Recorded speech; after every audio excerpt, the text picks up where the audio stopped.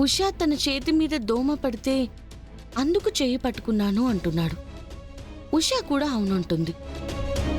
కానీ ఇద్దరి మొహంలో ఏదో కంగారు కనపడుతుంది. ఏమై ఉంటుంది? చందు చెప్పిన కారణమైతే నాకైతే నిజం అనిపించట్లేదు.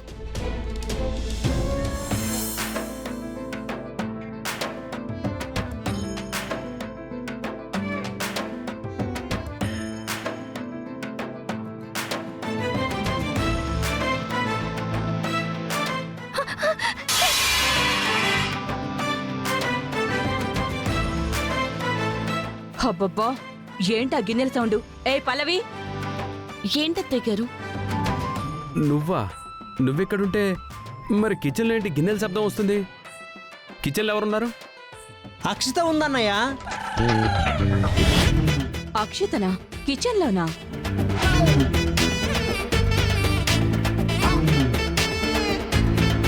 అందులో అక్షితనా?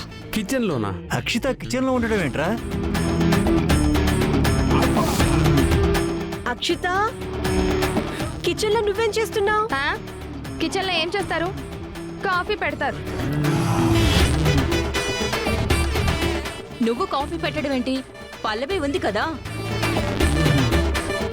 వదినుంటే అన్నయ్య కాఫీ అడిగితే వదిలిస్తుంది.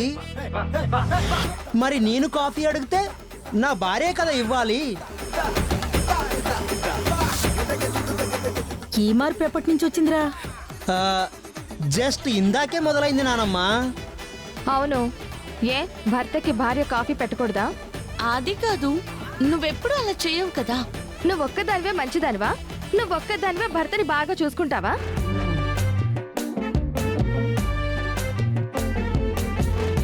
నీ ఒక్కదానికే భర్త మీద ప్రేమ ఉందనా? నేను నా భర్తని బాగానే చూసుకుంటాను. నాకు నా భర్త మీద ప్రేమ ఉంది.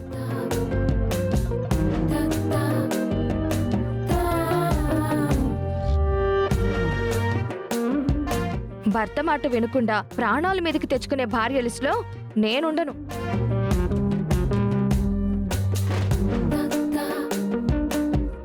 భర్త మాట వినకపోతే ప్రాణాల మీదకి వస్తుందా? ఎవరికి ఏం మాట్లాడుతున్నావు అక్షిత? అంటే లోకంలో వార్తలు వింటున్నాం కదమ్మా, అలాంటి వార్తలు ఏదో వినుంటుంది. నాకైతే ఇదంతా అయోమయంగా ఉందిరా. చరణ్, నీకు అయోమయంగా ఉంటే ఉండని. నేనైతే క్లారిటీగా ఉన్నాను. నాకు నా భర్త అంటే ఇష్టం. నా భర్త కోసం ఏమైనా చేస్తాను. ఆయన తుమ్మమంటే తుమ్ముతా, దగ్గమంటే దగ్గుతా, కాఫీ పెట్టమంటే కాఫీ పెడతా, తనకి ఆయిల్ పెట్టమంటే ఆయిల్ కూడా పెడతాను.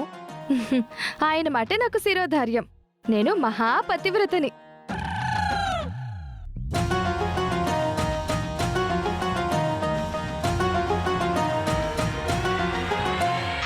అమ్మో, ఫస్ట్ టైం చిన్న కోడల నోటి వెంట కొత్త కొత్త డైలాగులు వింటున్నావు.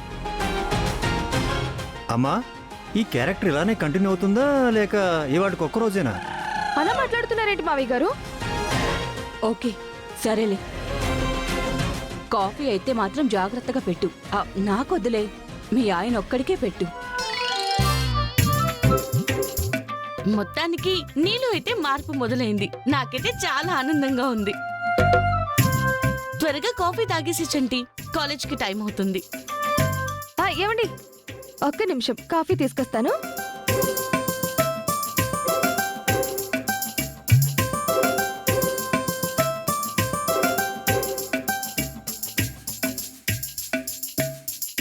ఏమండి, కాఫీ.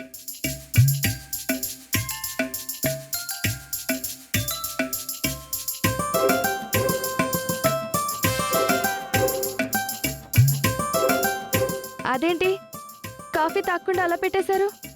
నాకు అప్పుడు తాగాలనిపించింది, ఇప్పుడు ఎందుకో వద్దనిపిస్తుంది. ఏ తాగకపోతే ఒప్పుకోవా? అయ్యో, మీరు ఎలా అంటే అలా అండి. అదండి, అలానే కంటిన్యూ చేయండి. లేదంటే ఈ పేపర్లో న్యూస్ ఉండదండి. ఎప్పుడైనా ఏదైనా జరగొచ్చండి. వస్తానండి. పేపర్ పట్టుకోండి.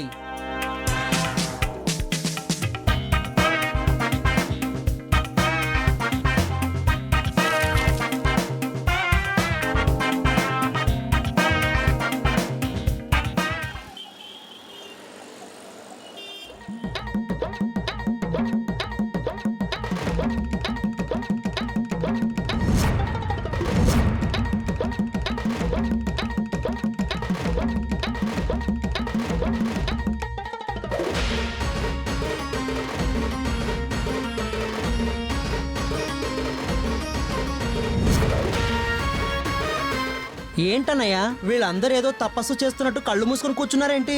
ఏం జరిగిందో కనుక్కుందాం పదండ్రా.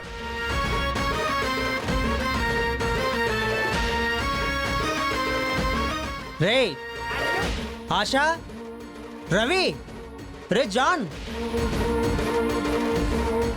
ఏంట్రా డిస్టర్బ్ చేసావు? ఏంట్రా కళ్ళు మూసుకొని కూర్చున్నారేంటి? ఊహించుకుంటున్నాను రా. ఏం ఊహిస్తున్నావురా? దేశ భవిష్యత్తా లేక నీ భవిష్యత్తా? కాదు చరణ్, ఈ మధ్య ఎఫ్ఎంలో గలగలా విత్ కోకిలా అని వస్తుంది కదా.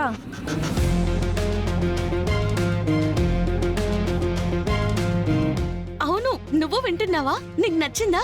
చాలా బాగా నచ్చింది. ఆ ప్రోగ్రాం నేను కూడా వింటాను. ఆ అమ్మాయి ఎవరో కానీ కలుద్దామంటే ఇప్పటి వరకు కుదరలేదు. తన గొంతు ఎంత బాగుంటుందో తెలుసా? నాకు తెలియదులే మరి. అది సరే, ఆ ప్రోగ్రామ్కి నువ్వు ధ్యానం చేయడానికి ఏంట్రా సంబంధం? ఏం లేదురా, రాత్రి ఒక అమ్మాయి ఆ ప్రోగ్రాంకి ఫోన్ చేసి నేను ఒక అబ్బాయిని ప్రేమిస్తున్నాను, కాకపోతే కన్ఫ్యూజన్లో ఉన్నానని చెప్పింది. దానికి ఆర్జే విత్ కోకిల నిజంగా మీ మనసు ఇష్టపడుతుందో లేదో తెలియాలంటే మీరు కళ్ళు మూసుకొని 2 నిమిషాలు మౌనంగా ఉంటే కనుక మీరు ఎవరినైతే ఇష్టపడుతున్నారో ఆ రూపం మీ కళ్ళ ముందు కనబడుతుంది అంది. ఓ, నిజంగా అలాగే జరిగిందిరా. ఈ లోపు నువ్వు డిస్టర్బ్ చేసావు. బుల్షిట్. కళ్ళు మూసుకుని 2 నిమిషాలు కూర్చుంటే మనకి ఇష్టమైన వాళ్ళు కళ్ళు ముందుకు వచ్చేస్తారా? ఇదేమన్నా సినిమానా? అలా కొట్టిపారే అక్షిత. చాలా విషయాల్లో మనం కన్ఫ్యూజన్ లో ఉన్నా మన మనసు మాత్రం కరెక్ట్ గానే ఉంటుంది. ఒకవేళ మనం తప్పు చేస్తుంటే కనుక నువ్వు తప్పు చేస్తున్నావని లోపల నుంచి వాయిస్ ఇస్తూనే ఉంటుంది. మనం పట్టించుకోమంతే. హాహా. అంటే ఇప్పుడు కళ్ళు మూసుకొని మనం ఎవరిని ఇష్టపడుతున్నామో అనుకుంటే వాళ్ళు మన కళ్ళ ముందుకు వచ్చేస్తారా? ఖచ్చితంగా వస్తారండి. అయితే నాకు అక్షిత అంటే ఇష్టం కదా, నేను కళ్ళు మూసుకుంటాను, అక్షిత నా కలలోకి వస్తుందో లేదో చూస్తాను. హా, నువ్వు కళ్ళు మూసుకుంటే అక్షిత నీ కల్లోకి రాకపోయినా వచ్చిందని చెప్తే? నేనేం అబద్ధం చెప్పను, నా ప్రేమ మీద ఒట్టేసి చెప్తున్నాను. నా కలలోకి ఎవరు వస్తారో నేను వాళ్ళ పేరే చెప్తాను.